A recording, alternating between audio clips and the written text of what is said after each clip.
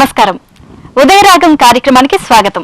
విభిన్న వ్యక్తుల భావాలను వినూత్నంగా ఆవిష్కరిస్తున్న ఈ వెరైటీ ప్రోగ్రాం ఈ రోజు కూడా ఓ విశిష్ట అతిథితో మీ ముందుకొచ్చింది. ఇంకా ఏమాత్రం ఆలస్యం చేయకుండా ఈనాటి ఉదయరాగంను ప్రారంభిద్దామా?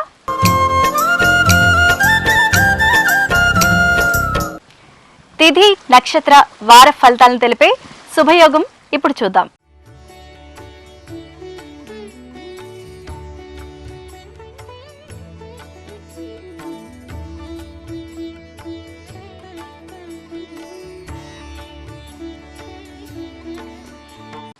ఈనాటి ఉదయరాగం కార్యక్రమంలో మనతో పాటు తన భావాల్ని పంచుకోవడానికి మన ముందుకొచ్చారు శ్రీ బాదంగిరి సాయి గారు. నాటకమే ఆయన శ్వాస, నాటకం ఆయన జీవితంలో ఒక భాగం. జీవిత భాగస్వామి అందిస్తున్న సహకారంతో నాటక రంగానికి ఆయన జీవం పోస్తున్నారు. ఆయనే ఏవివిఎస్ మూర్తి అలియాస్ బాదంగిరి సాయి గారు. రంగసాయి విశాఖలో బాదంగిరి సాయి అంటే తెలియని వారే ఉండరు. నాటక రంగం పూర్వ వైభవానికి ఆయన చేస్తున్న కృషి అంతా ఇంత కాదు. తండ్రి ప్రముఖ పౌరాణిక రంగస్థల నటుడు కావడంతో బాదంగిరి సాయి తండ్రి బాటలో పయనించడమే కాకుండా నాటకంలో మాధుర్యాన్ని అందరికీ ఆస్వాదించడమే కాకుండా అందరికీ పంచిపెడుతున్నారు కూడా. అల్లూరి సీతారామరాజుగా రంగస్థల ప్రవేశం చేసిన సాయి ఇదేనా మన వ్యవస్థ అనే నాటికతో ప్రారంభించి ఎన్నో నాటకాల్లో విభిన్న పాత్రల్లో పోషించారు. సాయి స్వీయ రచనలతో పాటు ఎన్నో టెలిఫిలింలు నిర్మించడమే కాకుండా వాటిలో నటించారు. విశాఖలో పౌరాణిక నాటక యజ్ఞం పేరిట ప్రదర్శించిన సురభి నాటకాలకు ప్రజల నుంచి మంచి ఆదరణ లభించింది. అంటే అది సాయి చేసిన కృషి అని చెప్పకుండా తప్పదు. అవార్డులకు, అభినందన సత్కారాలకు కొదువే లేదు. సాంస్కృతిక స్వచ్ఛంద సంస్థలతో సాయికి ఉన్న అనుబంధం విడదీరానిది. దేశ చరిత్రలో నిలిచిపోయే విధంగా 388 రోజుల పాటు ఒకే నాటకాన్ని ప్రదర్శించాలని, నాటక రంగం కోసం విశాఖలో థియేటర్ను నిర్మించాలని లక్ష్యంగా పనిచేస్తున్నారు ఆయన. నాటకం మీద అభిమానంతో సొంత నిధులతో నాటక గ్రంథాలయాన్ని ఏర్పాటు చేయడం సమర్థవంతంగా నిర్వహిస్తున్న బాదంగిరి సాయి గారు ఈరోజు ఉదయరాగం కార్యక్రమానికి ఆత్మీయ అతిథి. మరి ఆయనకి స్వాగతం పలుకుదామా? నమస్కారం సాయి గారు. నమస్కారం అమ్మా. సాయి గారు, మీ అసలు పేరు ఏవివిఎస్ మూర్తి కదా? అసలు ఆ పేరు ఎవరికి తెలియదు. బాదంగిరి సాయి గారుగానే బాగా ప్రసిద్ధికి ఎక్కారు. అసలు ఆ పేరు రావడానికి కారణం ఏంటి? అంటే బేసికల్గా 1986లో వైజాగ్లో దసపల్లా హోటల్ పక్కన బాదంగిరి వ్యాపారం స్టార్ట్ చేసామండి. అది అలా రాను రాను ఇంకా ప్రొడక్ట్ ఇంకెక్కడా లేదు కాబట్టి బాగా ప్రాచుర్యం అయ్యి బాగా అమ్మకాలు అవి జరిగాయి అనమాట. సో అలా రానున్న కాలంలో ఆ ఏవివిఎస్ మూర్తి అనేది పోయి ఆ పేరే, ఆ ప్రోడక్ట్ పేరే బాదంగిరి సాయిగా వచ్చిందనమాట. అసలు పేరు అయితే ఆసిపు వీర వెంకట సత్యనారాయణ మూర్తి. మాది అమలాపురం తాలూకా కోనసీమలో కే జగన్నాథపురం అనే చిన్న గ్రామం. ఆ గ్రామంలో అక్కడ నేను జన్మించడం జరిగింది. మా నాన్నగారు పౌరాణిక నటులు, మా అమ్మగారు శాస్త్రీయ సంగీతంలో ప్రవేశం ఉంది. అదమ్మా బాదంగిరి సాయి రావడానికి కారణం ఏంటంటే ఆ ప్రోడక్ట్ బాగా ప్రచురం అయింది కాబట్టి ఆ పేరుతో పిలవడం జరుగుతుంది. అంటే అప్పట్లో విశాఖలో దొరికేది కదా? అంటే ఉండేది, అంటే ఏదో 1-2 షాపులో గ్లాసులో వేసి అమ్మేవారు. ఈ బాటిలింగ్ సిస్టమ్ అనేది మాత్రం మొట్టమొదటిసారిగా 78లో మేమే ప్రవేశపెట్టాం నరసాపురంలో. అంతవరకు అది లేదు. అంచేత 86కి ముందు అయితే వైజాగ్లో లేదు, మాతోనే ప్రారంభమైంది. అంటే బయట దొరికే బాదంగిరికి, మీ షాప్లో దొరికే బాదంగిరికి ప్రత్యేకత ఉంటుందా? ఇది అంతా ఒక శాస్త్రీయమైన పద్ధతిలో తయారు చేసే ప్రోడక్ట్ ఇది. సరే, ఇవన్నీ ఒక ఎత్తైతే ఇంకా నాకు చిన్నప్పటి నుంచి నాటకాలు అంటే ఇంట్రెస్ట్ అనమాట. అంటే మీ వృత్తి బాదంగిరి? అవునండి. బాదంగిరి వ్యాపారం. అవునండి. మరి ప్రవృత్తి మాత్రం నాటక రంగం. అవునమ్మా. అంటే నాటక రంగానికి మీరు అధిక ప్రాధాన్యత ఇస్తారు. అవునమ్మా. అసలు నాటక రంగ ప్రవేశం ఎలా జరిగింది? అంటే ప్రవేశం కన్నా ముందు ఏంటంటే మా నాన్నగారు పౌరాణిక నటులు అని చెప్పాను కదా, ప్లస్ హార్మోనిస్టు, ఆర్ఎంపీ డాక్టర్. ఆ చుట్టుపక్కల ఒక 30-40 గ్రామాలకి ఆయన డాక్టర్ అనమాట. సో ఆయనకు మంచి పేరు ఉండేది. ముఖ్యంగా ఆ పేరు ఎలా వచ్చిందంటే వృత్తిపరంగా రాలేదు. ఇది మన ఆర్ఎంపీ డాక్టర్గా అయితే మామూలుగా పేరుంది, కానీ నాటకంలో కొన్ని పాత్రలు బ్రహ్మనాయుడు, మాయిల పకీరు, రామాంజనేయుడు యుద్ధంలో వేషాలతో ఆయన బాగా ప్రాచుర్యం చేయాలి. సరే, అనుకోకుండా నాన్నగారు యుక్త వయసులోనే చనిపోయారు. నాకు తెలిసి 40 సంవత్సరాల వయసులోనే చనిపోయారు. అప్పటికి నా వయసు 6 సంవత్సరాలు 5 సంవత్సరాలు అట. సరే, నాన్నగారు నేను 4 సంవత్సరాలు. నాకు నాన్నగారు ఎలా ఉంటారో తెలియదు, చూడలేదు. కానీ తదనంతరం ఈ కళారంగానికి సంబంధించిన ఏ అంశమైనా హరికథ, బుర్రకథ, భోగం మేళాలు, నాటికలు ఏమున్నా సరే ఆ మొదటి ప్రేక్షకుని నేనే, చివరి ప్రేక్షకుని నేనే అని మా అమ్మగారు చెప్పేవారు. మా తాతగారు ఇసుకునేవారట, ఏంటో నీకు మళ్ళీ నాటకాలు ఇవన్నీ పట్టినాయి, మీ బాబు ఎట్లాగా చేశాడు నువ్వు కూడా ఏదో అనేవారట. నాకైతే తెలీదు.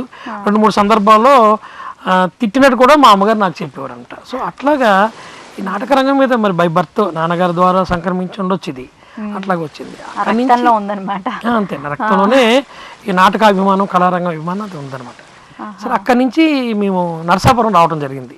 నాన్నగారు చనిపోయిన తర్వాత నేను మొత్తం నాకు 5 అప్పచెల్లెళ్ళు, 4 అక్కలు, 1 చెల్లి, 4 తర్వాత నేను పుట్టడం జరిగింది అనమాట. సరే ఇంకా ఈ పిల్లలకి పెళ్లి చేయాలని మా అమ్మగారు నరసాపురం వచ్చేసి ఆ నరసాపురంలో చదువు అంతా సాగింది. అక్కడ మొట్టమొదటిసారిగా నేను ఈ అల్లూరి సీతారామరాజు అనే ఏకపాత్ర అభినయంతో మొట్టమొదటిసారిగా ముఖానికి రంగు వేసుకుని వేదిక మీదకి నేను సీతారామరాజు పాత్ర చేయటం జరిగింది. ఆ పాత్ర గొప్ప ఏంటంటే మా అమ్మగారు కూడా చూడటం జరిగింది. అయితే మా అమ్మగారు నాకు ఇచ్చిన కాంప్లిమెంట్ ఏంటంటే, మీ నాన్నగారిలాగా నీ బాడీ అది బాగుంది, అన్నీ అలాగే ఉన్నాయి, మా నాన్నగారు కూడా మంచి లావు అనమాట, మంచి ఇది బాగుంటుంది, కానీ నీ వాయిస్ నీకు కుదరలేదు అని మా అమ్మగారు నాకు చెప్పారు. అయినప్పటికీ నేను ఈ నాటకాన్ని వదలలేదు, నాటకాలు వేసాను, అందులోనే ఉన్నాను. ఓకే, మరి భవిష్యత్తులో ఈ నాటక రంగానికి ఆదరణ ఎక్కువ అవుతుందంటారా, తగ్గుతుందంటారా? బ్రహ్మాండంగా మా నాటకం ఎప్పుడు బాగుంటుంది. కొన్ని వేల సంవత్సరాల క్రితం పుట్టిన ఈ నాటకం, ఈ సృష్టి ఉన్నంత వరకు నాటకం ఉంటుంది. ఏమన్నా వచ్చి పోతాయేమో తప్ప నాటకం పోదు. అందుకు ఉదాహరణ ఇప్పుడు వేలాది సంవత్సరాల నుంచి ఉంది, ఇప్పుడు పోయిందా? లేదు కదా. మరి ఆ ఉద్దేశంతోనే గ్రంథాలయం కూడా పెట్టడం జరిగింది. నాటకం భవిష్యత్తులో చాలా బాగుంటుందనే ఉద్దేశంతో గ్రంథాలయం భవిష్యత్తులో బాగుండాలంటే నాటకం వేయాలంటే పుస్తకం కావాలి, పుస్తకం కావాలంటే దానికి ఒక అడ్డా కావాలి. అందుకే విశాఖపట్నంలో ఈ మన దొండపర్తిలో గ్రంథాలయం కూడా ప్రారంభించడం జరిగింది. ఆ గ్రంథాలయంలో నా దగ్గర 6,000 నాటకాలు ఉన్నాయి. ఎప్పటి నుంచో ఉన్నవన్నీ, ఎప్పటి నుంచో సుమారు 125 సంవత్సరాల క్రితం రాసి ప్రింట్ చేసిన పుస్తకం కూడా నా దగ్గర ఉంది. అట్లాగే ఎవరి దగ్గర లేని పుస్తకాలు కూడా నా దగ్గర ఉన్నాయి. చాలా మందికి సేవ చేస్తున్నాను, వచ్చి చదువుకుంటారు. ప్రతిరోజు సాయంత్రం 4 నుంచి 6 వరకు గ్రంథాలయం ఓపెన్ చేసి ఉంటుంది. ఆ సమయంలో కాకపోయినా ఎప్పుడైనా సరే నా సెల్కి ఫోన్ చేస్తే, నేను రాకపోయినా ఎవరో కుర్రను పంపించి ఆయనకు కావాల్సిన పుస్తకాన్ని దగ్గరలో ఉన్న ఒక జెరాక్స్ కాపీ తీసుకెళ్ళమని చెప్తాను. అయితే కొంతమందికి పుస్తకాలు ఇవ్వడం జరిగింది, అయితే పుస్తకం రాలేదు. అలాగే ఒక 150 పుస్తకాలు ఇప్పుడు నా దగ్గర నుంచి పోయినాయి. ఇంకా అప్పటి నుంచి బాగా మంచి స్నేహితుడు, ఆయన పుస్తకం తిరిగిస్తాడంటేనే పుస్తకం ఇస్తాను. పుస్తకం ఇస్తే రాదమ్మా, నేను అందరికీ చెప్తాను, కానీ కొన్ని సందర్భాల్లో పాటించలేకపోతున్నాను. కానీ మొన్న అయితే నిర్ణయం తీసుకున్నాను. ఒక పుస్తకం పట్టుకెళ్ళిపోయి ఒక వ్యక్తి ఇవ్వలేదు సరికదా, ఫోన్ చేస్తే ఏమండి అది ఎంత కాస్ట్, ఇక్కడ వెల కాదమ్మా, నేను రూపాయి పుస్తకాన్ని 15 రూపాయలు కొన్నాను. రూపాయి పుస్తకం ఖరీదు రూపాయే, దాని మీద అట్ట మీద రూపాయలు ఉంటుంది. 15 రూపాయలకి 20 రూపాయలు కొన్నాను. సరే మళ్ళీ కొంటే డబ్బులు పెట్టి దొరుకుతాయంటే ఎక్కడ దొరకవు కదా, ఎక్కడెక్కడో నేను సేకరిస్తాను. మొత్తం రాష్ట్రంలో ఉన్న అందరూ కూడా ఈ అబ్బాయి ఒక నాటక గ్రంథాలయం పెట్టాడు, మన దగ్గర ఉన్న పుస్తకాలన్నీ ఇక్కడ చేర్చాలి అనేది అందరిలోనూ వచ్చింది. లేకపోతే నేను నా ప్రయత్నం నేను చేస్తున్నాను, డబ్బులు పెట్టి కొంటున్నాను, సేవ చేస్తున్నాను. కానీ అదొక్కటే కాదు, ఎవరిదో ప్రతి ఇంట్లో ఉన్న పుస్తకాలు, నాటక పుస్తకాలు ఉంటాయి, వాళ్ళంతా నాకు ఇచ్చేస్తే ఇది సుమారు మనకి 20,000 నాటకాలు ఉన్నాయని మన పెద్దలు చెప్తారు అంచనా. మనకి ఎప్పటి నుంచో రాసినవి 20,000 పుస్తకాలు ఉన్నాయని. ప్రజెంట్ అయితే నా దగ్గర 6,000 నాటకాలు, నాటక సాహిత్యం, అలాగే కొన్ని హరికథలు, కొన్ని బుర్రకథలు కూడా సేకరించాను. భవిష్యత్తులో అది విశాఖపట్నానికి ఒక మంచి గుర్తింపు అనమాట. ఇవాళ మనం బీచ్ ఇవన్నీ అనుకుంటాం కదా, నా కోరిక కూడా ఏంటంటే విశాఖపట్నం ఏ సెలబ్రిటీ వచ్చినా, రాజకీయ నాయకుడు రానివ్వండి, సినిమా వాళ్ళు రానివ్వండి, లేకపోతే నాటకరంగ ప్రముఖులు రానివ్వండి, లేకపోతే పారిశ్రామికవేత్తలు రానివ్వండి, ఎక్కడో గ్రంథాలయం ఉందంట కదా, ఇది భారతదేశంలో ఎక్కడ లేదంట కదా, ఇది ఒకసారి చూడాలి అనే స్థాయిలో దాన్ని తీర్చిదిద్దాలనేది నా ఆలోచన అన్నమాట. పుస్తక గ్రంథాలు అయితే ఎక్కడైతే అక్కడ ఉంటాయి, బట్ నాటక గ్రంథాలయం అనేది ఇక్కడే వింటున్నాను ఫస్ట్. మీరే నెలకొల్పినట్టున్నారు. అదే మొదటైతే నాకు దేశంలో మొట్టమొదటి తెలియదు. నా దగ్గర ఒక 400 నాటక పుస్తకాలు స్టార్ట్ చేశాను. తర్వాత చాట్ల శ్రీరాములు గారు, అభినయ భర్తాచార్య చాట్ల శ్రీరాములు గారు, డిఎస్ఎన్ మూర్తి గారు కలిపి ఒక 600 పుస్తకాలు ఇచ్చారు. అక్కడికి 1100 అయినాయి. ఇంకక్కడి నుంచి నేను వెళ్ళి కొనటం. విశాఖపట్నంలో నా మిత్రులంతా నేనంటే అందరికీ అభిమానమే, ఎందుకంటే ప్రతి ఒక్కరు బాదంగిరి సాయంటి వీడు దీనికోసమే పనిచేస్తున్నారని చెప్పేసి వాళ్ళ దగ్గర ఉన్న పుస్తకాలు ఏమైనా ఉంటే నాకు అలా అందజేయడం. అలాగే చాలామంది ఇచ్చారు. మళ్ళీ ఒకరి పేరు చెప్పకపోతే వాళ్ళు ఇబ్బంది పడతారు. అందరూ కూడా ఇచ్చారు, ఇంకా ఇచ్చేవాళ్ళు చాలామంది ఉన్నారు. అలాగే ముఖ్యంగా రచయిత అందరూ కూడా వాళ్ళ దగ్గర ఉన్న పుస్తకాలను కూడా నాకు అందజేయటం జరుగుతుంది. ఇంచుతంటే బాగా వెళ్ళింది జనం. నేను అయితే ఇంత బాగా వెళ్తుందని అయితే నేను అనుకోలేదు. మామూలుగా ఏదో గ్రంథాలయం పెడితే నాకు ఉన్న ఇష్టం, నేను చదువుకోవడం కన్నా పని చేస్తుంది కదా అని అనుకున్నాను, కానీ అది అనుకోకుండా అది అందరికీ ఉపయోగపడుతుంది అన్నమాట. మరి మీరు 388 రోజుల పాటు ఒకే నాటకాన్ని ప్రదర్శించడానికి కృషి చేస్తున్నారు. మరి ఆ కృషి ఎంతవరకు వచ్చింది? ఇది యాక్చువల్గా ఒక 4 సంవత్సరాల క్రితమే ప్రారంభించాను ఈ ఆలోచన. ముందు 365 రోజులు అనుకున్నానమ్మా. అంటే సంవత్సర కాలం పాటు నాటకం వేస్తే బాగుంటుంది. మరి ఎట్లాగా ఆర్గనైజింగ్ అంటే నాకు విశాఖపట్నం మీడియా వాళ్ళు చాలా సపోర్ట్ చేస్తారు. అన్ని ఊళ్ళలోనూ అందరికీ సపోర్ట్ చేస్తారు, కానీ విశాఖపట్నంలో నాటక రంగానికి, నాకే కాదు నాటక రంగం ఎవరు చేసినా బాగా చేస్తారు. ఇంకా బాదంగిరి సాయనగానే బాగా బాగా సహాయం చేస్తారు. సహాయం అంటే ఏముంది, ఇప్పుడు నేను వేసిన ప్రదర్శన పలానా చోట జరుగుతుంది, పలానా చోట జరిగింది, ఇలాగ వాళ్ళు బాగా ప్రచారం చేసి 2006 నవంబర్ 1న సురభి నాటకం వేశాను. ఇది ఒక విధంగా చాలా భారీ బడ్జెట్తో కూడుకున్న నాటకం. శ్రీ వెంకటేశ్వర నాట్య మండలి బాబ్జీ గారు, ఆయన పద్మశ్రీ అవార్డు గ్రహీత, ఆయన అడిగాను అన్నమాట ఈ నాటకం కోసం. అంతకుముందు నేను కళాభారతిలో ఈ నాటకాన్ని తిలకించాను పైనుంచి, కింద ఫుల్ అయిపోతే నేను నా మేనల్ని తిరిగిస్తే నాకు అద్భుతం అనిపించింది. ఏంటి నేను ఇంతవరకు ఎందుకు చూడలేదు ఈ నాటకం. మీకు విషయం 2006 ముందు నేను సురభి నాటకం చూడలేదు బేసికల్గా.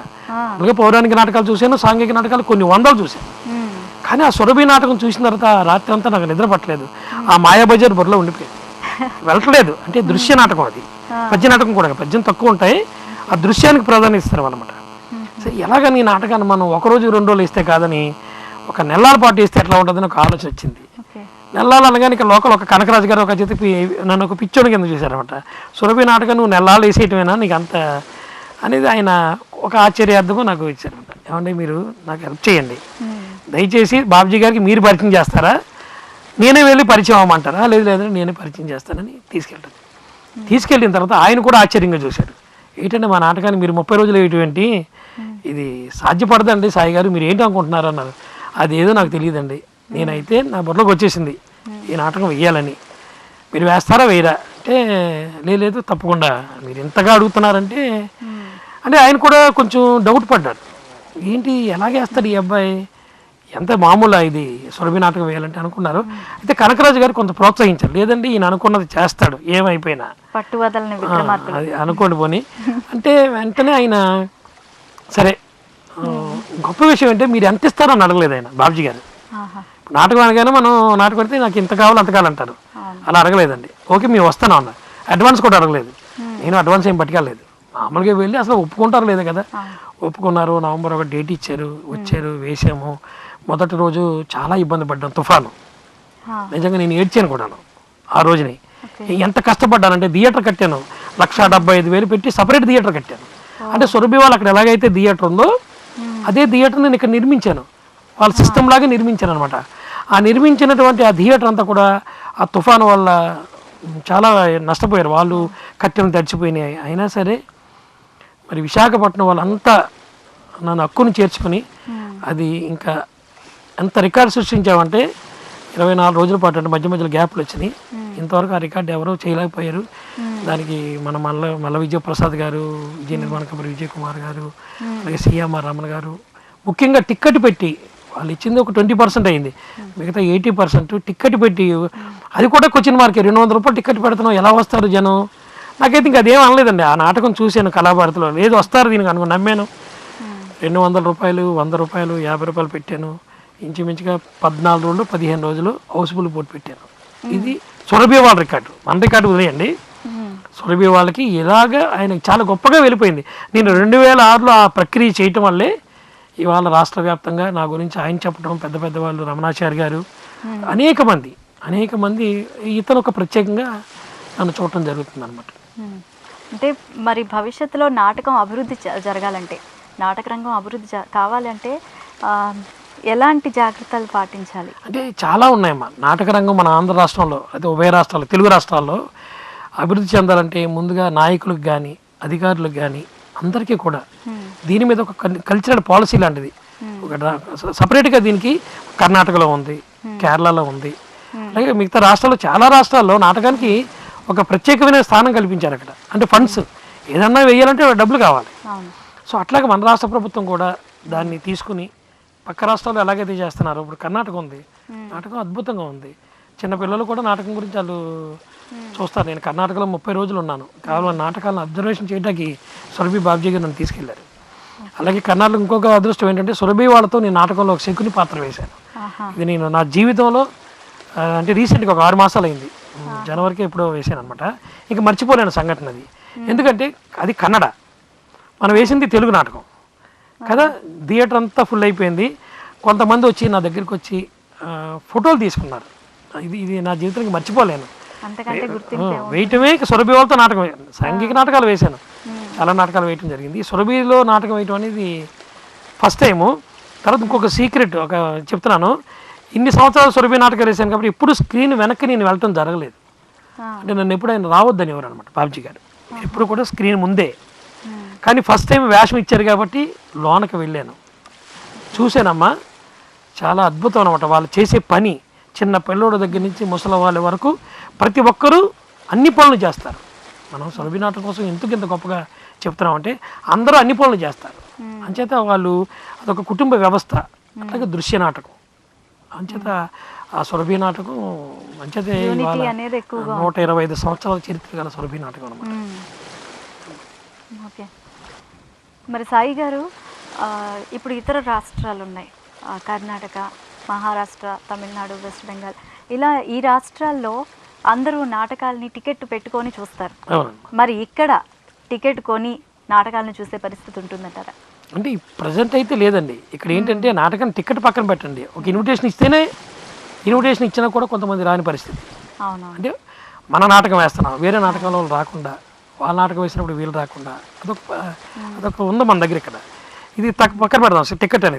టికెట్ అనేది కర్ణాటకలో, మహారాష్ట్రలో, ముఖ్యంగా వెస్ట్ బెంగాల్, కలకత్తాలో నాటకం కోసం థియేటర్లు ఉన్నాయండి. మన సినిమా కోసం థియేటర్లు ఎలా ఉంటాయి అట్లా నాటకం కోసం థియేటర్లు ఉన్నాయి. వాళ్ళు ప్రతిరోజు నాటకం చూస్తారు. కర్ణాటకలో ఒక బెంగళూరులోనే రోజుకి 3 నాటకాలు అవుతాయి. మనం సినిమాలను చూసినట్టు వాళ్ళు ముందే అడ్వాన్స్ తీసుకుంటారు. ఒక్కోసారి హౌస్ఫుల్ అయిపోతాయి నాటకాలు. నిజం అది గొప్ప వ్యవస్థ అమ్మ. అంటే నేను 30 రోజులు ఉండి అబ్జర్వ్ చేశాను కాబట్టి నేను కూడా ఒక నాటకం చూడడానికి 500 రూపాయలు ఖర్చు పెట్టాను. ఎలాగంటే 2 and 4 ఆటో ఛార్జీ, 200 రూపాయలు టికెట్. వీళ్ళంతా అన్నారు ఏంటంటే అంత దూరం వెళ్ళి నాటకం చూసి రాకపోతే ఏంటన్నారు. అక్కడ ప్రక్రియ ఏంటో మనం చూడాలి. మన దగ్గర లేదు, వేరే చోట ఉంది. మన వాళ్ళని తీసుకురా చెప్పాలి కదా ఇట్లా ఎందుకు ఉందనేది. ముఖ్యంగా కర్ణాటకలో అయితే, అంటే నేను కర్ణాటక చూశాను కాబట్టి చాలా గొప్పగా ఉందమ్మ కర్ణాటకం. అట్లాగే మన రాష్ట్రాల్లో, తెలుగు రాష్ట్రాల్లో రావాలి. ఎందుకంటే సాయి గారు చెప్పారు నాటకానికి రమ్మని, ఇంకొకరు చెప్పారని కదా, ఎవరికా టికెట్ కొనుక్కు రావాలి. నేనైతే ఇంకో విషయం చెప్తాను, గట్టిగానే చెప్తాను. టికెట్ కొనుక్కుని నాటకం చూసినప్పుడే నాటక రంగ వ్యవస్థ అయితే బాగుంటుంది. కొంతమంది పెద్దలకి ఈ మాట ఇబ్బంది అయితే అయ్యుండొచ్చేమో కానీ మీరు ఆ నాటకాన్ని ఒకవేళ 25,000 ఇచ్చిందండి గవర్నమెంట్, 25,000 ఇచ్చినంత మాత్రం నా నాటకం జరిగిపోదు. రీసెంట్గా నేను రామకృష్ణ పరమహంస అనే నాటకం వేశానమ్మా. గంగోత్రి సాయి గారు వేశారు నాటకం. ఆ నాటకానికి సుమారు నాకు 2 లక్షల రూపాయలు మొత్తం ఖర్చు అయింది. నాకు గంగోత్రి సాయి గారు పిలిచి ఏమన్నా గవర్నమెంట్ నుంచి ఒక 25,000 రూపాయలు మనకి ఇస్తానన్నారండి సాయి గారు, తీసుకుంటారని అడిగారు. దయచేసి నాకు వద్దండి, మీరు ఆ 25,000 రూపాయలు ఇస్తారు, ఇక్కడ జనం ఏమనుకుంటారు గవర్నమెంట్ ఒక 2 లక్షలు ఇచ్చి ఉంటుంది మన టికెట్ల ద్వారా అని అనుకుంటారు. అది తప్పు ఒప్పో నాకు తెలియదు కానీ నేను మాత్రం అనేసాను. అదేంటండి అన్నారు. ఆయన కూడా కొంత నేను ఇంకా ఇవ్వాల్సిన అమౌంట్ కూడా ఉంది ఆయనకి. అయితే ఆయన అనుకోవచ్చు సాయి గారు అప్పుడు నా మాట వినలేదని, కానీ ఆ మాట వినుంటే వేరేలాగా ఉండేది ఇక్కడ. అంచేది ఇవాళ కాకపోతే రేపని ఇస్తాను, ఆయనకి ఇబ్బంది లేదు. కానీ ఒకవేళ చాలామంది అనుకుంటారు 25,000 ఇచ్చారు నాటకానికి, 25,000 ఇచ్చినంత మాత్రం టికెట్ పెట్టకూడదని అదేమీ లేదండి. టికెట్ పెడితేనే నాటకం చివరి వరకు కూర్చుంటారు. ఇప్పుడు మీరున్నారండి, మీకు సరే పరిచయం అయ్యారు కానీ ఒక పాస్ ఇచ్చాను అనుకోండి, మీరేమో ఒక అరగంట చూసిన తర్వాత మీకు ఏదో ఫోన్ వస్తుంది, మీరు వెళ్ళిపోతారు. ఏంటంటే తెలియదు, మా అమ్మగారు ఫోన్ చేశానండి రమ్మన్నారు. అదే మీరు టికెట్ పెట్టుకుని కూర్చుంటే డెఫినెట్గా నాటకం చివరి వరకు చూస్తారు. వస్తుందమ్మా భవిష్యత్తులో మన 2 రాష్ట్రాల్లో తప్పకుండా ఈ టికెట్ పెట్టి కొనుక్కునే వ్యవస్థ వస్తుంది. ఇప్పటికప్పుడు తెలుసుకుంటారు ఎట్లాగా నాటక రంగం. ఇంచది ఇవాళ మరీ ఇబ్బందిగా ఉంది ఈ ఫేస్బుక్లు, వాట్సాప్లు. ముఖ్యంగా యువతను మనం నాటక రంగానికి రప్పించలేకపోతున్నాం. యువతకు తగ్గటువంటి రచన రావాలి. ఇప్పుడు పాత రచనలే కాకుండా రచన. రీసెంట్గా మీకు సైకత శిల్పం అని ఒక నాటకాన్ని చూడటం జరిగింది.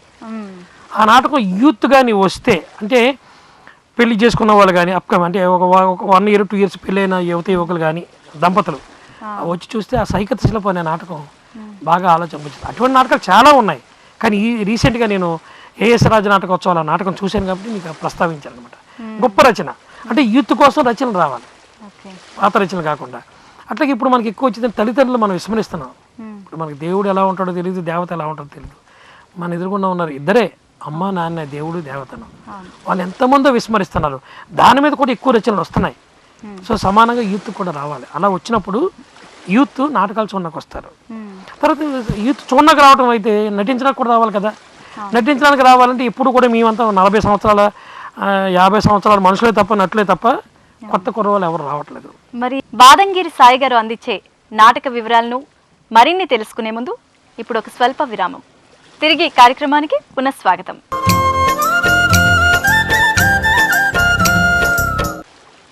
ఆయుర్వేదం మనకు అందిస్తున్న గొప్ప విషయం ఏంటో ఇప్పుడు చూద్దాం.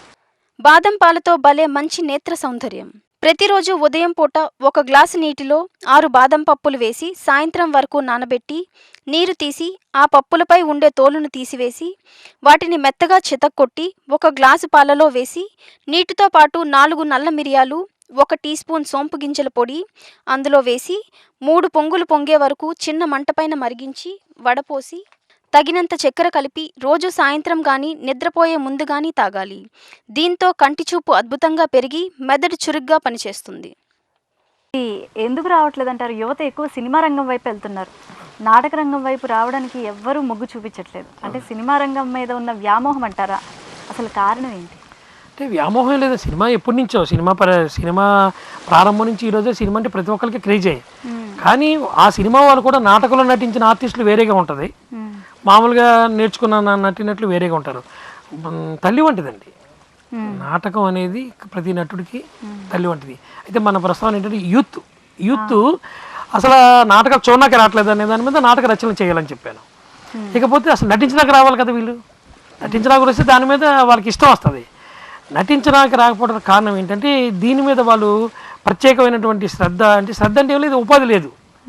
యూనివర్సిటీలు ఉన్నాయి, మనకు తెలుగు యూనివర్సిటీ ఉంది, సెంట్రల్ యూనివర్సిటీ ఉంది, అట్లాగే ఇంకా చాలా యూనివర్సిటీలు ఉన్నాయి, మన వరంగల్ యూనివర్సిటీ ఉంది.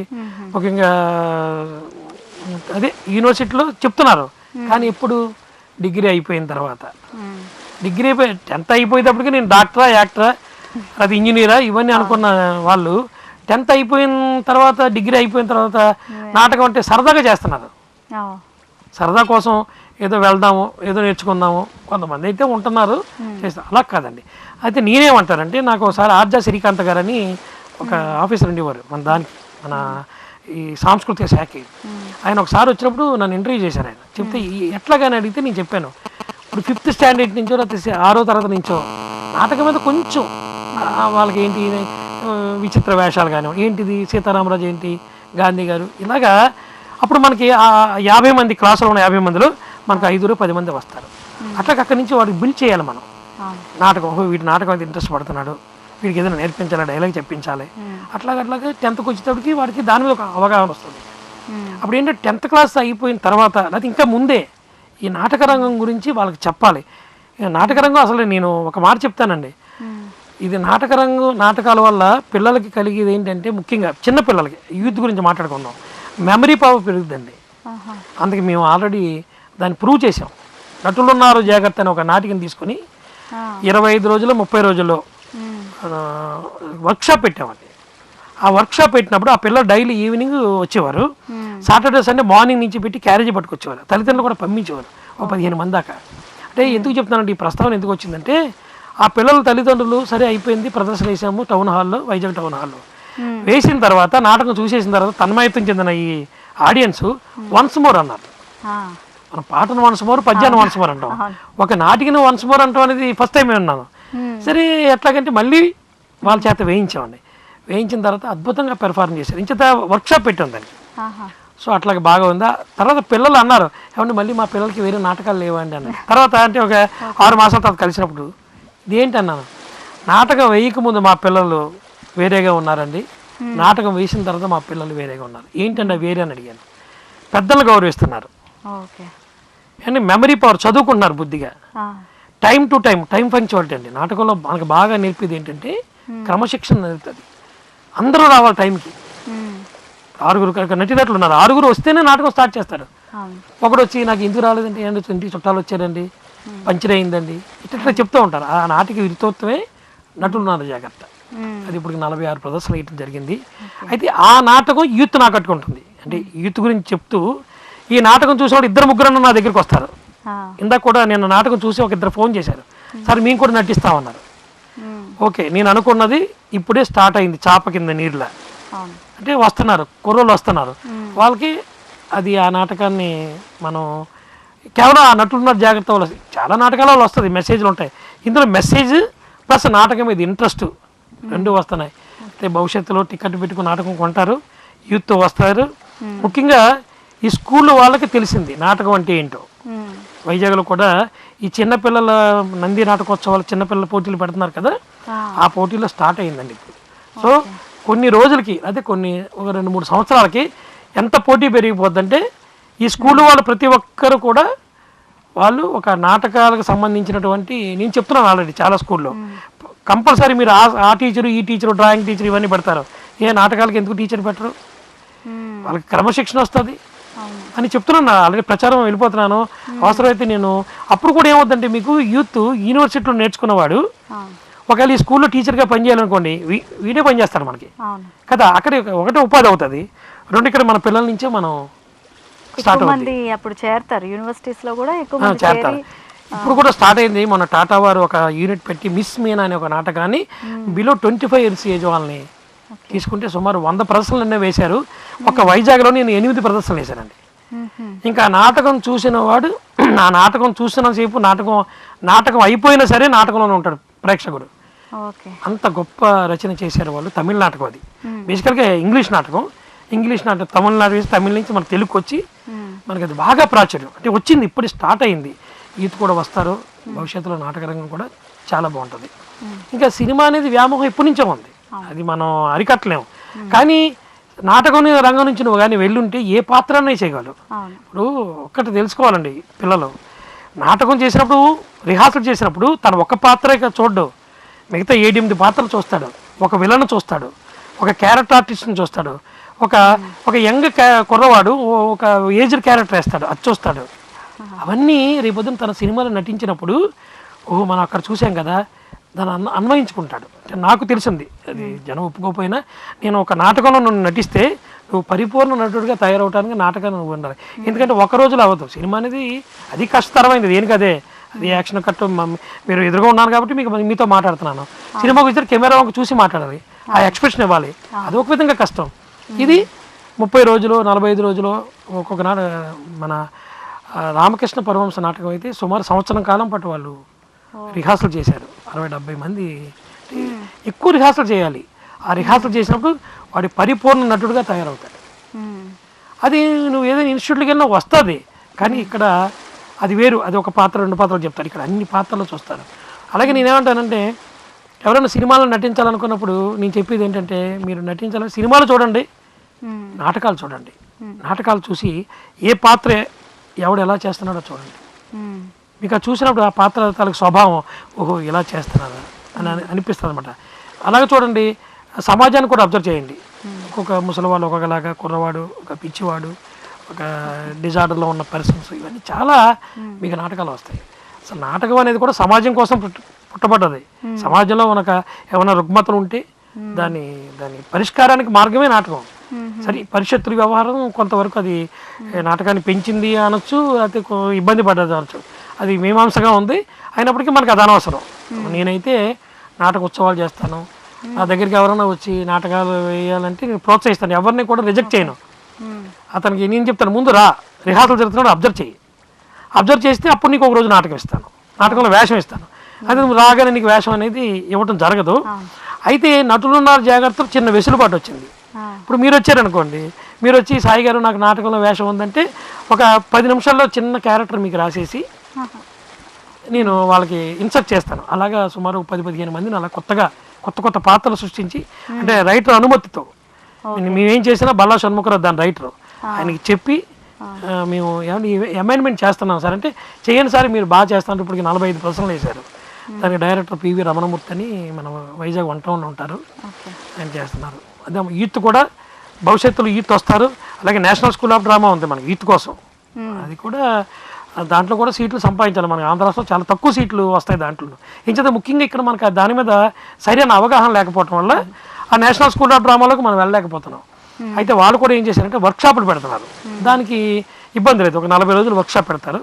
మేకప్ కానీ, సెట్ డిజైన్ అని, సంగీతానికి కానీ, అట్లాగే ట్రైనింగ్ ఇవన్నీ అవన్నీ పెడుతుంటారు వాళ్ళు అనమాట, డైరెక్షన్ అని. సో అవి కూడా మన వాళ్ళు ముందుకు రారు.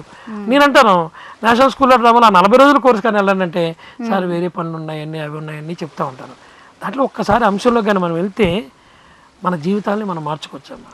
నాటకం మన జీవితాన్ని, మనకున్న సమస్యలన్నింటినీ పరిష్కరిస్తుంది. అంటే ఎందుకు ఎంత చెప్తున్నా అంటే అనేక సమస్యలు నేను నాటకం ద్వారా పరిష్కరించుకున్నాను.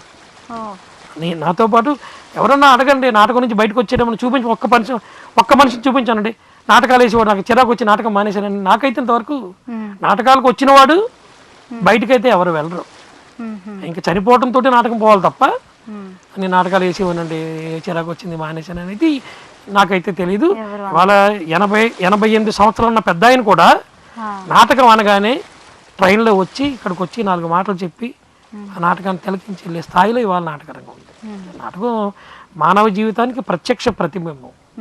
నాటకం మల్లెపూలా పరిమళిస్తుంది, మర ఫిరంగలా పేలుతుంది, మంచిని చెబుతుంది, మంచి మార్గంలో నడిపిస్తుంది, హృదయాన్ని మనోరంజకంగా చేస్తుంది, మనతోనే ఉంటుంది నాటకం. అలాగే నాటకం ఉన్నది ఉన్నట్లుగా చూపిస్తుంది నాటకం. మన సినిమా చాలా పెద్ద తెర మీద చూస్తాం, మనం ఎంతో పెద్ద పెద్ద వాళ్ళగా ఉంటాం. టీవీ చిన్నదాని మీద చూస్తాం, అక్కడ మనుషులు కనిపించరు కదా, స్క్రీన్ మీదే కనిపిస్తారు. బట్ నాటకంలో ఎదురుగా మనుషుల్ని చూడచ్చు, మన ఎదురుగుండానే వాళ్ళు వేస్తారు. నాటకం మీరు ఇంతవరకు చూసి ఉంటే ఓకే, చూడకపోతే మాత్రం అది చూస్తే అనుభూతి ఏంటో. నేను 45 సంవత్సరాలుగా నాటకాన్ని నేను తిలకించి నేను ఆనందపడుతున్నాను. ముఖ్యంగా నాకు ఆరోగ్యంగా ఉందంటే కూడా ఇది గొప్ప ఏం కాదు. మా ఇంట్లో కూడా చెప్తాను, బయట కూడా చెప్తాను. నువ్వు ఎంతగా ఆరోగ్యంగా ఉంటావు అంటే నాటకం అని చెప్తాను. నేను అంత ఎంతో ఇమిడిపోయి ఉన్నాను నాటకంలో. Okay okay. మరి మీరు నాటకంలో నటించడానికి, నాటకాన్ని పోషించడానికి నాటక ఉత్సవాలు కూడా చేస్తున్నారు, నాటక గ్రంథాలయాలు ఏర్పాటు చేశారు. మరి వీటన్నిటికీ ఫండ్స్ ఏమన్నా వస్తుంటాయా? నేను ఎవరిని అయితే డబ్బులు అడగనమ్మా, ఎవరైనా ఇస్తే వద్దన్ను. నా నోటి చేసి ఈ నాటకం వేస్తున్నాను డబ్బులు అడగను, నాటకాల కోసం డబ్బులు అడగను, డబ్బులు లేకపోతే అప్పు అడుగుతాను. మరి ఎలాగ ఇవన్నీ అంటే మనకి ఉంది కదండి, మనకు ఒక వ్యాపారం ఉంది కదా, అందులో వచ్చినటువంటి ఏదైతే ఆదాయంలో కొంత దీనికి తీసి ఖర్చు పెడుతుంటాను. ఎవరన్నా ఇన్ని సంవత్సరాలు సేవ చేశాను కాబట్టి కేకేసి నువ్వు అవి నాటకం చేస్తున్నావు కదా, ఈ 2000 ఉంచు, ఈ 3000 ఉంచు అని చెప్తుంటారు. అయినప్పటికీ అదేమి సరిపోదు. అలాగే నాకు 10,000 కావాలని నేను ఎవరిని అడగను. కానీ నేను నా సంపాదనలోంచి ఎక్కువ శాతం, ఏదో 10% 5% నేను అన్ను, ఎక్కువ శాతం నేను నాటక రంగం కోసమే ఖర్చు పెడుతుంటాను. ఓకేనండి. మరి సాయి గారు, ఎలాంటి ఆదాయం లేకుండా మీరు ఈ నాటక రంగాన్ని అభివృద్ధి చేయాలని అనుకుంటున్నారు. మరి మీ ఫ్యామిలీ నుంచి సపోర్ట్ ఎంతవరకు వస్తుంది? అంటే సపోర్ట్ అయితే బేసికల్గా నేను మా అక్కగారు అమ్మాయిని చేసుకున్నాను. మా అక్కగారు అమ్మాయి అంటే మా నాన్నగారు మనవరాలు కదా. సో మా అక్కకి చిన్నప్పుడు ఆవిడ బుర్రకథ కూడా చెప్పేది. మా అక్క అంటే అత్తగారు కూడాను.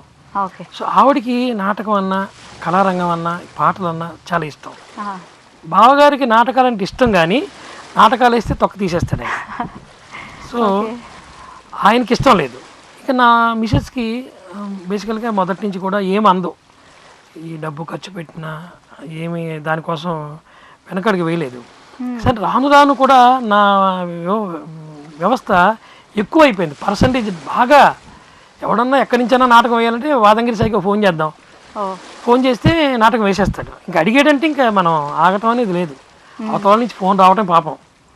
ఎలాగోలాగా సెట్ చేసేసి ఒక అరగంట గంటలో మీకు చెప్తానని థియేటర్కి వెళ్తాం, థియేటర్ బుక్ చేసేయటం, నాటకం వేసేయటం. డబ్బు ఎంత ఖర్చు అవుద్ది, ఎట్లాగ టికెట్ మీద వస్తుంది అనేది ఇప్పుడు ఆలోచించనండి. ఆలోచన అనేది లేదు.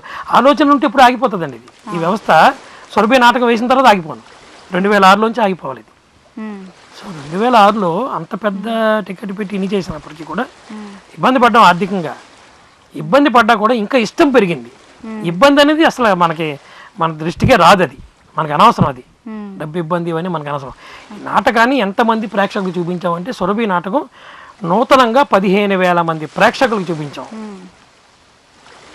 చిన్న విషయం కాదండి. నాటకం తెలియని 15,000 మంది ప్రేక్షకులు. నాటకం తెలిసిన వాళ్ళు విశాఖపట్నం చాలా మంది ఉన్నారు, 10% కూడా రాలేదు. ఆ నాటకాన్ని తిలకించడానికి విశాఖపట్నం ఉన్నవాళ్ళు, అంటే మన నాటక వేసేవాళ్ళు ఏమైనా ఉండి ఎవరైనా ఉండి టికెట్ పెట్టుకుని నాటకం చూడాలంటే మనకి ఇబ్బంది కదా. అవును మామూలుగా అయితే చూసేస్తాం, అవును ఆ టికెట్ పెట్టి బాదంగిరి సాయి టికెట్ పెట్టి నాటకం వేసాడు, మనం ఎందుకు చూడాలి ఉమ్, అనేవాళ్ళు చాలామంది రాలేదు. కానీ ఆ 15,000 మంది ప్రేక్షకులు వచ్చిన తర్వాత వీళ్ళలో మార్పు వచ్చి ఇంక అక్కడి నుంచి ఎవడు నన్ను పాస్ అడగడు, ఆహ్వానం అడగడు, ఇన్విటేషన్ అడగడు, ఓ. టికెట్ కొనుక్కొని వస్తారండి.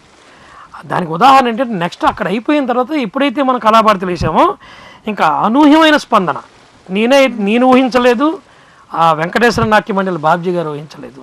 అంటే 75,000 గేట్ కలెక్షన్ వచ్చి ఇంకొక 10,000 రూపాయలకి అంటే టికెట్లు కొనడానికి రెడీగా ఉన్న ప్రేక్షకులు ఉంటే ఆ రోజుతో ఆఖరి రోజు ఆ, వాళ్ళు వెళ్ళిపోతారు.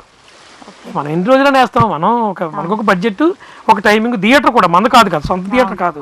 ఇప్పుడు టన్నా చోట్ల వేసామంటే సొంత థియేటర్, ఉమ్, అక్కడ వేసింది కాదు కదా. సో అట్లాగా అక్కడ 75,000 కలెక్షన్ వచ్చినా అక్కడ కూడా ఎందుకమ్మా వాళ్ళు ఒక 75 మంది వస్తారమ్మా వాళ్ళు. ఉమ్, మేము ఒక ఆర్గనైజర్ 30 మంది, నేను ఒక్కనే కనపడతాం కానీ నా వెనకాల 29 మంది ఉంటారు. 29 మంది నాలాగే పనిచేస్తారు. ఓకే ఆ పేరు ఒకటే నాకు వస్తుంది, అయితే నేను కొంచెం బలంగా అదిగా ఉంటాను కాబట్టి నాకే వస్తుంది. కానీ ఆ 29 మంది కూడా అంటే నాలాగా ఆలోచన చేయలేకపోవచ్చు, కానీ నేను చెప్పిన ప్రతి పని వాళ్ళు చేస్తారు. ఎవరికి ఏ లోటు లేకుండా. నా దగ్గరికి రంగసాయి బ్యానర్లో నాటకం వేయాలని ఫోన్ చేస్తుంటారు, మీ బ్యానర్లో నాటకం వేయాలి.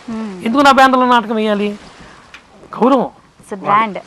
ఒకటి బ్రాండు. వచ్చిన వాళ్ళకి ఫుడ్, అకామిడేషను, వాళ్ళు చూసే విధానం. మనకు ఆయన అయితే అంటాడు, ఏదో ఆడపిల్ల వారిని పిలిచినట్టు పిలుస్తారు ఏంటి సాయి గారు, ఎప్పుడు మిమ్మల్ని ఎప్పుడు అబ్జర్వ్ చేసినా నాటకానికి వచ్చి ఎదురొచ్చి ఆడపిల్లవారు పిలుస్తారు కదా, ఆడపిల్లవారిని మగపిల్లవారు ఎదుర్కోవాలా, అదే మగపిల్లవారిని ఆడపిల్లవారు తీసుకుని వస్తారు, అట్లాగే గేటు దగ్గర వచ్చి తీసుకెళ్తారంటే ఈ ప్రక్రియ నాకు ఎందుకు అలవాటు అయిపోయింది. అంటే నాకేంటంటే ఆనందం, నాటకం చూడడానికి జనం వస్తున్నారు, అవును వాళ్ళు ఎంత వాళ్ళ సమయాన్ని పక్కన పెట్టుకుని అవును ఒక నాటకాన్ని చూస్తున్నారంటే వాళ్ళు నాకు దేవుడితో సమానం. అతను వచ్చి చూస్తే 10 మందికి చెప్తాడని ఆశ. అవును నాకు కళ ఉంది, 388 రోజులు వేయాలి.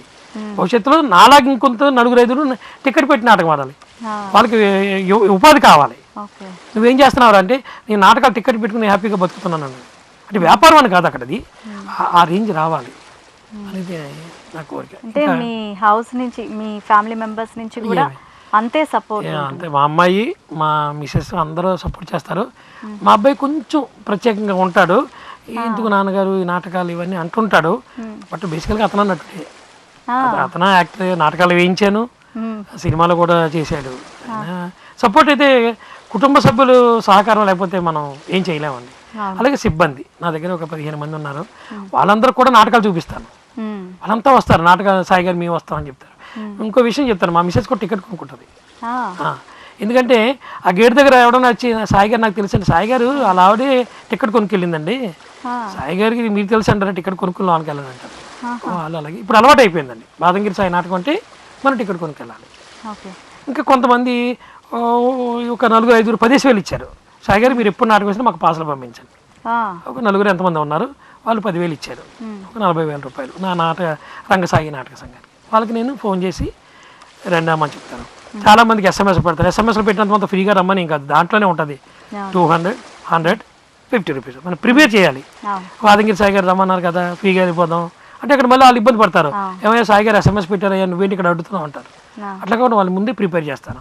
అట్లాగే మన మీడియా వారు కూడా నాకు ఎంత సపోర్ట్ అంటే, టికెట్ అనే అంశం ఉంటే వాళ్ళు వేయకూడదు, జనరల్గా వేయరండి, ఆర్టికల్ వేయరు. కానీ అన్ని పేపర్లు, విశాఖపట్నం అన్ని పేపర్లు కూడా టికెట్ పెట్టి అనే అంశాన్ని వాళ్ళు వేస్తుంటారు. ఓకేనండి సాయి గారు, మరి మన రాష్ట్ర ప్రభుత్వం నాటకాలకు కూడా నంది అవార్డులు ఇవ్వాలి, వాటిని కూడా అభివృద్ధి చేయాలి అన్న ఆలోచనతో నాటకాలకు కూడా నంది అవార్డులను ప్రకటించి ఇస్తోంది. మరి ఆ ప్రయత్నం ఎంతవరకు సఫలీకృతమైందంటారు? అంటే ఇది అంతవరకు కూడా సినిమాకే ఉండేది నంది అవార్డులు అనేది.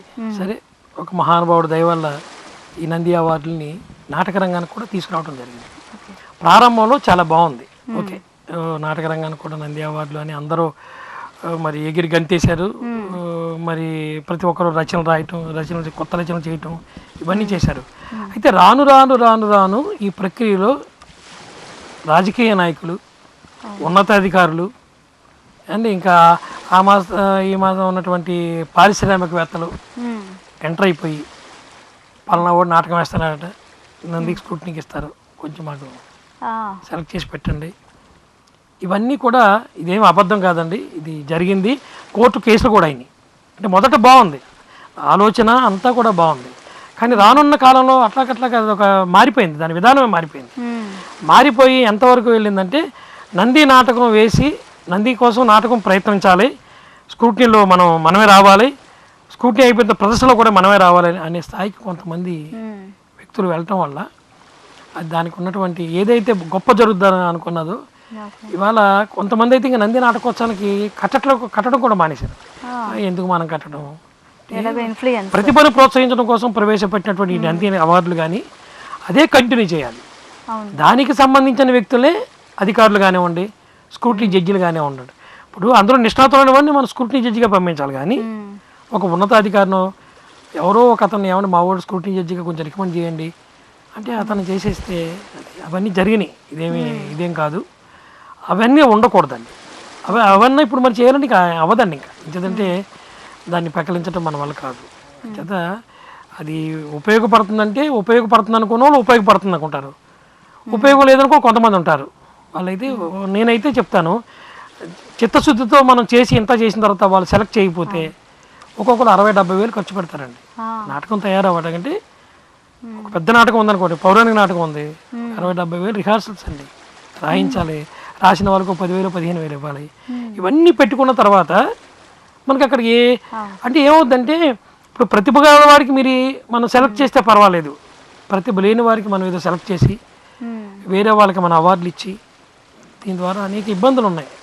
అంటే దీన్ని మళ్ళీ మేధావులంతా కూర్చొని మొదట ఎలాగైతే ప్రారంభించారో దీనికి కూడా నంది చాలా మంచిదే కదా, నాటకరంగానికి ఒక మంచి ఊపు తీసుకొద్దామనే ఉద్దేశంతో స్టార్ట్ చేశారు, ప్రారంభించారు. అది ఇప్పుడు నిజంగా ఎవరికి వాళ్ళు ఆత్మసాక్షిగా పెట్టుకుంటే ఆ స్థాయి అయితే లేదు. దాన్ని మళ్ళీ మేధావులంతా కూర్చొని ఏదైతే వేరే సంస్కృతి వచ్చింది ఆ సంస్కృతిని తీసి పక్కన పడేసి మళ్ళీ కొత్తగా ఏదైనా ఆలోచించాలి. ఇప్పుడు దీన్నే అంటే కాదు, వేరే కొత్తగా ఆలోచించాలి. యాక్చువల్గా నేను మొదటి నుంచి కూడా ఈ పరిషత్తులు అవి కూడా నేను తక్కువగా నేను కట్టడం కానీ, అంటే నా ఉద్దేశం ఏంటంటే పరిషత్తు నేనేం విమర్శించట్లేదు, కానీ పరిషత్తు వల్ల నాటకం దాని తాలూకా రూపురేఖలు జనాలకి పబ్లిక్ తెలిసినాయి. కానీ కొన్ని చోట్ల జనం ఉంటారు, కొన్ని చోట్ల జనం ఉండరు. కేవలం 15-20 మంది ప్రేక్షకుల కోసం పరిషత్తులు కూడా రన్ చేసిన అనేకం ఉన్నాయి. ఇంత మీటింగ్ పెడతారు, పేరు నాటకం, నాటకానికి ముందు 1 గంటన్నర-2 గంటల మీటింగ్. ఆ మీటింగ్ అయిపోయిన తర్వాత ఆ వేదిక ముందు ఉన్నట్టు ఎవరైతే పెద్దవాళ్ళు వస్తారో వాళ్ళ కోసం మంచికో 10 మంది వస్తారు, వాళ్ళంతా వెళ్ళిపోతారు. ఆఖరికి ఎవరు మిగులుతారంటే ఒక 3-4 జడ్జీలు, నా బోటోడు ఒక 20-30 మంది. ఇప్పుడు రాత్రి 11-12 అవుతుంది. పరిషత్తులు చేసేవాళ్ళు కూడా నేనేం చెప్తానంటే నిజంగా మీరు పరిషత్తు చిత్తశుద్ధితో చేసి ఫలం అయితే నాటకం అన్న టైంకి ప్రారంభించండి, ఇంక మీటింగ్లో అవి పెట్టకండి. ఇప్పుడు అందుకేనమ్మా నేను టికెట్ పెట్టి నాటకం వేసేప్పుడు ఎప్పుడు కూడా మీటింగ్ ఉండదు, డైరెక్ట్ 6:30 కదా గంట కొడతాం, నాటకం వేసేస్తాం. నాటకం అయిపోయిన తర్వాత సభా కార్యక్రమం ఉంటే ఉంటారు, లేదు. అయితే నా అదృష్టం ఏంటంటే మంచి నాటకం తీసుకొచ్చి పెడతాను కాబట్టి నాటకం అయిపోయిన తర్వాత కూడా ప్రేక్షకులు ఒక 10% బయటికి వెళ్ళిపోతారు. వీడు ఏం చెప్తున్నాడు, ఇంత కష్టపడి నాటకం వేశాడు, ఎవరైతే ఆర్గనైజర్ ఉన్నారో వాళ్ళు, డైరెక్టర్ అని వాళ్ళు చెప్పింది విందాం, చాలా కష్టపడ్డారు. ఒక రక్త కన్నీరు, ఒక వెరవిక్రమం, కన్యాశుల్కం, గొప్ప నాటకాలమ్మ, అంటే సాహసాలు చేశాను. ఎందుకంటే చిన్న అన్ని నాటకాలు వేస్తాను, ఎవరో చేయలేనటువంటి సాహసాలు. అది మరొక ప్రక్రియ ఏంటంటే కుక్కురోగు అనే నాటిక ఫస్ట్ షో సెకండ్ షో వేశాను టికెట్ పెట్టి. తనిఖీల భరణి గారు వచ్చారు, ఏంటి జనం ఏంటి టికెట్ కొనుక్కున్నారు ఏంటి అని అడిగారు. టికెట్ డ్రామా అండి, ఇది టికెట్ డ్రామా ఇంకెక్కడ ఉన్నాయని బలి చెప్తారండి అని ఆయన వేదిక మీద ఆశ్చర్యంగా నా గురించి నిజంగా చాలా గొప్ప పని చేస్తున్నాడు ఈ అబ్బాయి ఎవరో. అంతవరకు నాకు పరిచయం లేదు. తనిఖీల భరణి గారు మామూలుగా నాటకాలు పాలకుల్లో నిన్నప్పుడు నాటకాలు వేసేవారని చూసేవాడిని, ఇదే కుక్కరుకు నాటకం వేసినప్పుడు కదా. అయితే ఆయన జరిగింది. అలాగే రామకృష్ణ పరమహంస నాటకం 2 షోలు వేశాను, first show second show.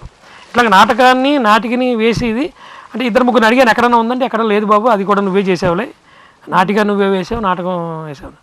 So ఇట్లాగా నాటకం చాలా గొప్పదమ్మా. అంటే ఈ నంది నాటకోత్సవాలు మాత్రం నేనేమంటానంటే మళ్ళీ ఒకసారి మేధావులంతా కూర్చుని ఇటువంటి వాళ్ళకి స్క్రూటినీ జడ్జిమెంట్ ఇవ్వాలి, ఇంకెవరి మాట వినకూడదు. ఎవరు చెప్పినా ఎమ్మెల్యే గారు చెప్పారండి, చంద్రబాబు నాయుడు గారు చెప్పారు, పలానా ఓడికి మా ఓడినయ్యా, మా తాలూకా ఎమ్మెల్యే గారి తాలూకా అబ్బాయి అని, అయితే మన అధికారి కలెక్టర్ గారు అబ్బాయి, ఇవేం వినకూడదండి. వాడు అక్కడ కూర్చున్నవాడు ఎవడైతే జడ్జిగా పెట్టామో అతను చెప్పింది వేదం. ఎస్, అలాగే ఈ జడ్జిమెంట్ చేసే వాళ్ళు కూడా ఏమీ వినకూడదు. నువ్వు ఏదైనా తప్పు చేస్తే నాటక రంగానికి నష్టం. ఒక గొప్పగా చేసిన నాటకాన్ని నువ్వు సెలెక్ట్ చేయకపోతే వాడు ఎంత బాధపడతాడంటే ఈ అమ్మాయి నాటకం అంటే ఇదా, ఇట్లాగ ఉంటుందా, ఇంకెందుకు మనకు నాటకాన్ని ఒకరికి దూరం చేసేస్తున్నాం కదా మనం. అందుకని నాటకరంగం బాగుపడాలంటే అందరూ మారాలి, ప్రేక్షకులకు ముందుకు రావాలి, రచయితలు మారాలి, ఈటుకు అవకాశాలు రావాలి, ప్రభుత్వం మారాలి, ప్రభుత్వం ప్రత్యేకమైన పాలసీ తీసుకురావాలి, ముఖ్యంగా నాటకరంగానికి. కళారంగానికి కొన్నింటికి ఉన్నది, ముఖ్యంగా నాటకరంగానికి తేవాలి. నాటకరంగం చాలా గొప్పదమ్మా, మరి ఏం చెప్తాను, అందులో అనుభవిస్తున్నాను నేను. మీ నాటకాలు ఫస్ట్ షో సెకండ్ షో ఎలా ఉంటాయా సినిమాల్లాగా? అంటే నేను అలవాటు చేశాను ఈ మధ్య కాలంలో. అంటే అది చాలా కష్టం అని తెలియంది, ఇంకా ఆ ప్రయోగం అయితే చేయను. చాలు, మనం ఈ ప్రయోగంలో ఒక షో వేసి దానికి ఏదో టికెట్ పెడితే చాలు. నా తర్వాత ఎవడన్నా వస్తే మార్నింగ్ షో కూడా వేసుకుంటాడేమో. వస్తుందండి తప్పకుండా. ఈ 388 రోజుల నాటకం ఏదైతే ఉందో అది అయిన తర్వాత తప్పకుండా అసలు ఎవడీడు విశాఖపట్నంలో ఈ 388 రోజుల నాటకం ఏంటి, జనం ఎలా వస్తారు, ఇదేమన్నా వేరేగా చేస్తున్నాడు ఈ అబ్బాయి అని అనుకుంటారు. నా బలం అంతా విశాఖపట్నంలో నా ప్రేక్షకులు. ఇప్పటికి 15,000 మంది 20,000 మంది అయిపోయారు. మరొక బలం నాకు మీడియా. ఎవరన్నా ఎలాగ నువ్వు సాధిస్తావంటే నాకు ఇద్దరున్నారు, మీడియా ఉన్నారు, పవర్ఫుల్ క్యాండిడేట్స్, ప్రేక్షకులు ఉన్నారు. నేను చేస్తే సాయి వచ్చాడు, ఇతనికి ఒక 50,000 ఇస్తే ఈ ప్రక్రియకి అని వాళ్ళు నమ్మి ప్రోత్సాహకులు ఉన్నారు.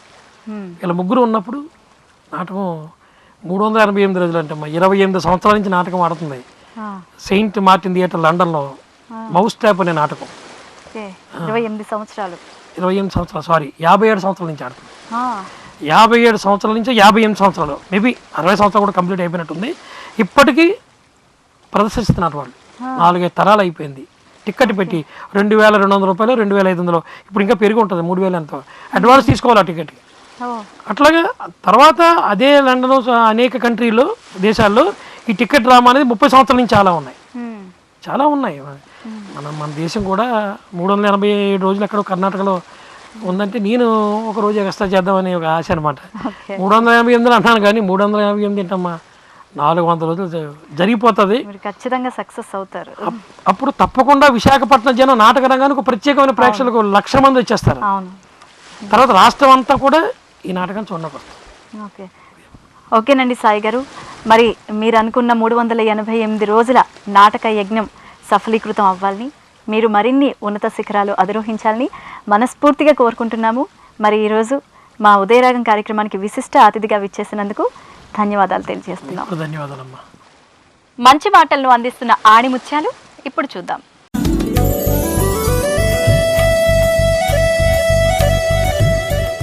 అశ్రద్ధతో చేసిన పని, మధ్యలో ఆగిన వ్రతము, కలంకయుతమైన బ్రహ్మచర్యము ఫలితాన్నివ్వవు. ధమ్మపదం. చూశారు కదండి ఈనాటి ఉదయరాగం కార్యక్రమం.